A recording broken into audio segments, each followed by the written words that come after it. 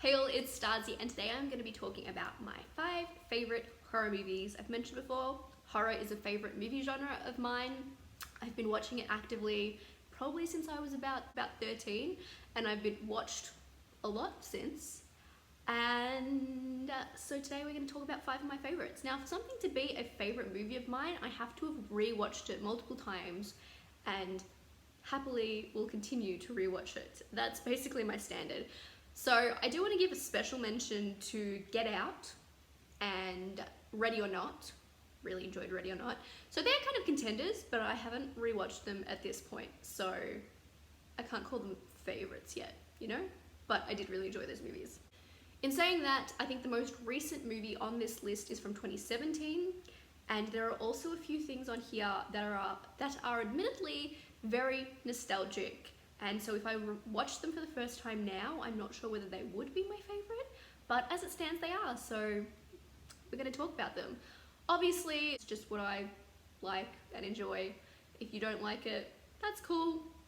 Plenty of my friends dislike my favourite movie, which is on this list, which makes me kind of sad, but it is what it is. All that out of the way, let's talk about my favourite movies. Alright, we're going to start with one that I've actually spoken about before, because I watched it during my 31 days of spooky movies as well. And that is The Grudge. Now this is the 2004 American remake. The original movie was Japanese, and I've never watched the original, and I kind of feel like I should, but I also feel like it would probably haunt me forever, because this is the one movie that's ever truly creeped me out. Like, I love horror movies, but I don't watch them necessarily for the thrill of the scare or anything of that nature, because I don't really get scared watching things. Like, horror games, I can't get through 15 minutes of without freaking the hell out, but watching things, not so much. So this movie is a really special one for the fact it has always truly creeped me out. And I think part of that is also that one of the things that does kind of creep me out is ghosts, which is strange considering, like, I don't believe in anything supernatural, right? But ghosts do kind of creep me out a bit, the idea of ghosts, and also particularly Japanese ghosts. There's something about the way Japan does ghosts that I find truly terrifying. And since, even though this is an American movie, it's set in Japan, and I'm pretty sure it just follows the original movie pretty closely and all of that. And I have a feeling that many years ago I even read that some of the ghosts were the same actors as the original. I don't know whether that's true, but regardless, the ghosts in this are really creepy. Like, that jaw moment has always truly creeped me out, especially since I'm also squeamish, which I know horror is a favourite genre of mine, but I'm squeamish. But yeah, that moment has always really gotten to me. And so, but also on top of that, like, this movie means something because it does creep me the hell out, where most movies don't. But beyond that, I also just find it an enjoyable movie to watch when I'm not petrified. But because I do find, like, it's just an interesting movie, and I like the way the story kind of unravels and is revealed. So yes, The Grudge, starring Sarah Michelle Gellar, creeps me out, and it's one of my favourite movies. Alright, let's talk about the most recent movie that I have here, and that is the 2017 It. Now, I did read the book for the first time last year, and I have mixed feelings. There are definitely some things in that book I feel like didn't need to exist, and they're not in the movie, thankfully. And also the way men can write women sometimes is interesting. But putting that aside, the general story is still, from the book, is still good, and it's obviously what made it into this. Yes, 2017 It, I really enjoy. I really enjoy movies that have kind of humour and fun to them as well. And so while this is a typical horror movie, it does have that humour and just fun to it. And so that's something I really appreciate. And I also really like the friendship in this movie. Like, the friendship between all the kids is beautiful. The second movie, I will say, I don't like as much as this one, and felt like it was a bit long. But I do really like this. And the other thing I have to say about this is I actually saw this movie in the cinemas twice, which is really a testament to how much I enjoyed it, because I can count on one hand how many times I've done that. The other movies I know I definitely saw twice were like Deadpool and Frozen. But yeah, I have to really enjoy something to go to the cinemas to see it twice, because I don't go to the cinemas that often in general. This movie's creepy, and you know, is good as just your typical horror movie, but also that element of friendship and fun and humor is what really makes me love this movie so much, I think. Moment when you're trying to film a video and your boyfriend calls you. Where were we? I think we just talked about it, right? Let's talk about like one of the most serious movies on this list, I guess, and that is Let the Right One In. Now this is a Swedish film that is another one that's based on a book. I did read the book as well when I was about 14 from my school library, which is disturbing because it's one of the most disturbing books I've ever read. The movie is slightly less disturbing just in the fact that a lot of things are left a lot more vague in the movie and not as explicit. But this is a movie about a boy that's bullied and someone new moves into his apartment building, and it's a vampire movie. And I do love vampires. If you've seen my recent mythology and folklore book collection, you would have gotten that idea pretty clear by now. And this is another one I watched when I was about 14, when that vampire phase was really at its peak. So this is another one that's quite nostalgic, like Grudge. But the problem with the movies that I'm nostalgic about as well is sometimes I find it hard to describe why I love them so much. They've just been with me so long at this point. I mean, the movies I watched when I was 14, like I'm 27 now, they've been with me a long time. So, but I do really enjoy vampire related things. Like, and it also, this movie is very interesting from the fact that it is a different type of story than what I usually watch, because it is, again, Swedish. There was an American remake, not as good a movie in my opinion. That was called Let Me In.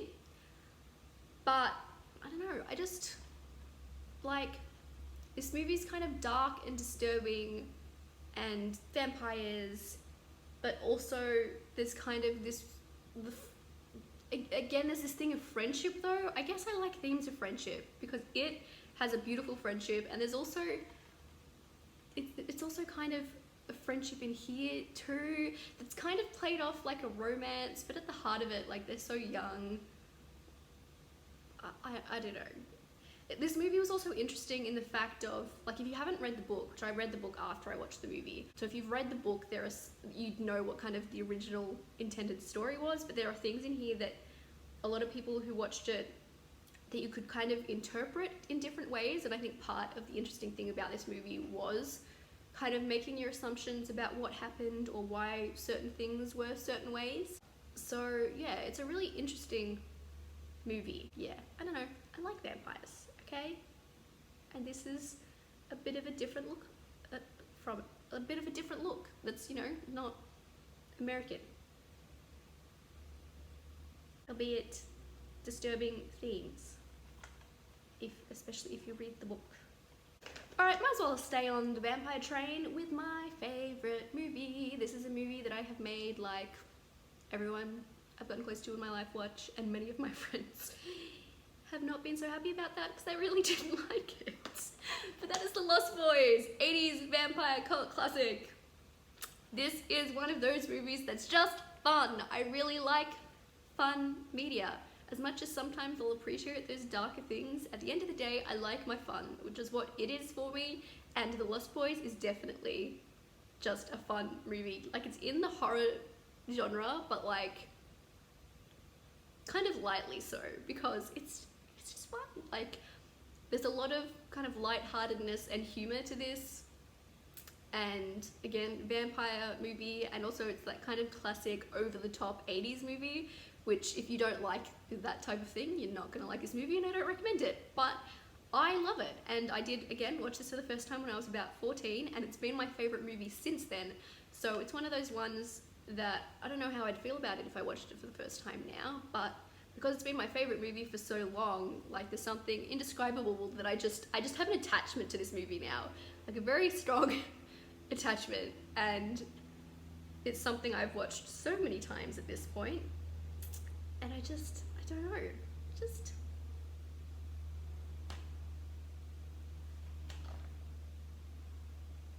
yeah.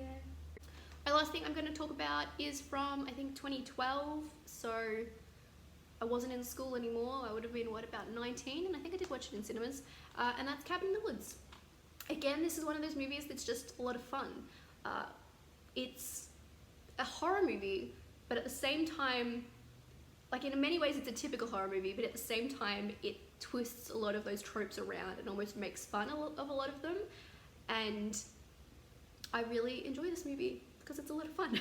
But also, there's also, you also get to see so many different kind of creatures in this, and so the one bummer about this movie I find is, like, you're shown so many different creatures and stuff that, like, I wish we could learn more about some of them. But a lot of fun, lots of different creatures, lots of different things going on, interesting twists of some of the tropes. I will say that the scene with the wolf head, if you know, you know, I struggle to watch that scene every time. But other than that, I love this movie. Love this movie.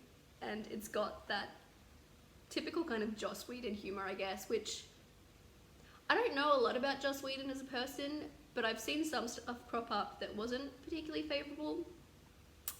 I will just say, but like Buffy the Vampire Slayer is my favourite TV show ever, so it does have a lot of that similar type of humour and stuff that appeals to me, even though now anyway, we're not getting into that right now. That's a deeper conversation to have, but I really enjoyed this movie. Yeah. As you can see, I really like horror movies, and I particularly like movies that are a lot of just kind of fun, or vampires, and I guess friendships are something that I appreciate too.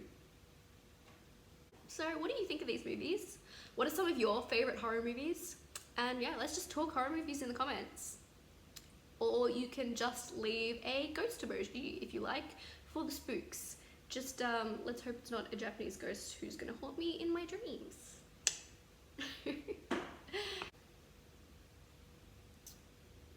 Hello, Ginger Snaps. Are you going to close this video for me? What do you have to say? She's purring, but she doesn't look very happy. Do your Ginger Snaps. Okay. Let's talk horror movies. Stay educated, stay safe, and Starzy out. Now do you have something to say?